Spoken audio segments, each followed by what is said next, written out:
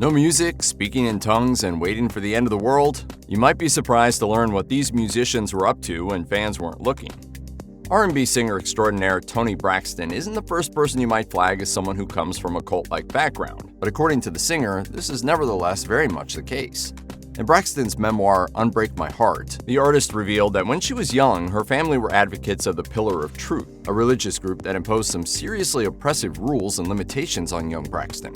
The Pillar of Truth advocated speaking in tongues, which Braxton learned to fake. This rapture-awaiting church also required its female members to cover themselves at all times and forbade a whole host of things that ranged from going to the movies to celebrating holidays. Of course, Braxton eventually learned to stand up for herself and became a globally famous artist, but the experience made for a pretty rough and alienating childhood, especially since she was so little that she really didn't have a say in her parents' religious journey. She told The Guardian, "I asked my mom once what they were searching for and she just replied, it was the 70s. Few musicians have been more open about their negative experiences with religious communities than rapper Angel Haze.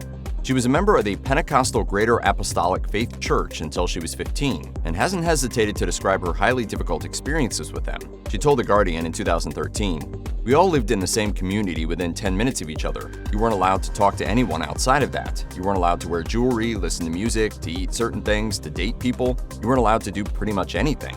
Church was on Sundays, Wednesdays, and Fridays. When they did revivals, it was every day. I used to just crawl under the bench and try to sleep." Unfortunately, Haze had even worse experiences during her time with the church than just rules and limitations. She was sexually assaulted multiple times between the ages of 7 and 10, and when she left the church, her family broke off all contact with her. Haze openly describes the church as a cult and has described her time with it in both her music and her interviews. Well, I wasn't actually allowed to listen to music until about 4 years ago when I was 16. Christopher Owens of the rock band Girls spent some time in the Children of God Doomsday Cult, now known as the Family International. Owens was given no choice when it came to his affiliation with the group, since his mother was already in the cult when he was born.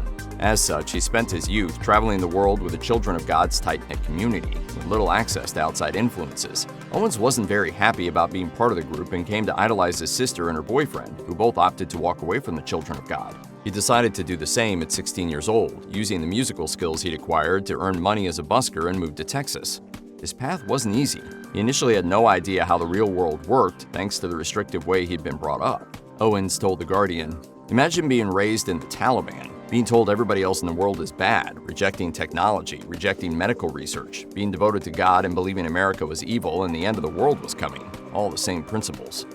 Carlos Santana might be a globally known name, but what's less commonly known is that he studied under Indian spiritual leader Sri Chinmoy. Chinmoy has been called out as anything from controversial to an outright cult leader, and even an alleged sex offender, which has caused speculation on whether Santana was under the spell of a cult leader during his years with the guru. Santana and his wife Deborah met in 1972 and soon became involved with Chinmoy, whose teachings impressed the musician.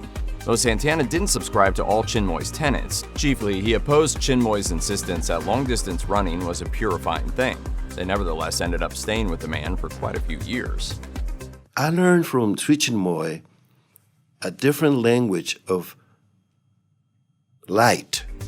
The guitarist ultimately walked away when he witnessed Chinmoy mocking tennis star Billie Jean King's same-sex relationship and realized that the man might not be all about love and acceptance after all. The departure didn't go off without a hitch. Santana told Rolling Stone in 2000, "Chinmoy was pretty vindictive for a while. He told all my friends not to call me ever again because I was to drown in the dark sea of ignorance for leaving him."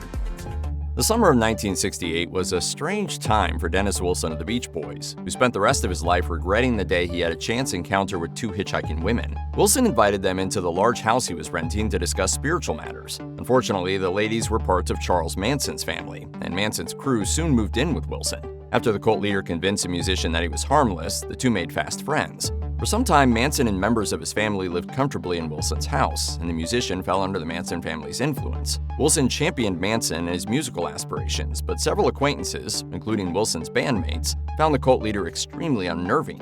Beach Boys member Mike Love later told ABC News, "You know, it's just an unfortunate episode that happened because of one of our group members. One of our family members unknowingly invited Satan into our midst." I said, "Well, Dennis, you really have an interesting character on your hands now." Wilson eventually fell out with the freeloading family after they abused his hospitality with debts, petty theft, and destruction of property. In the end, he simply left the house and allowed the lease to expire. He did end up heavily altering a Manson composition called Cease to Exist and turning it into the Beach Boys song Never Learn Not to Love, prompting Manson to issue a veiled threat aimed at Wilson's family.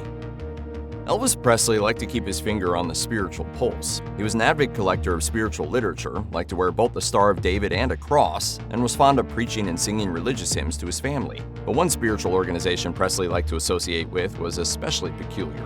Presley became involved with the Self-Realization Fellowship and its leader Sri Dayamata in the 1960s, and soon became one of Dayamata's prominent students. The fellowship relies on yoga teacher Paramahansa Yogananda's lessons that focus on meditation and draw from Christianity and Hinduism. And while it's a spiritual organization instead of a religious one, former members and others have called it out for operating like a cult.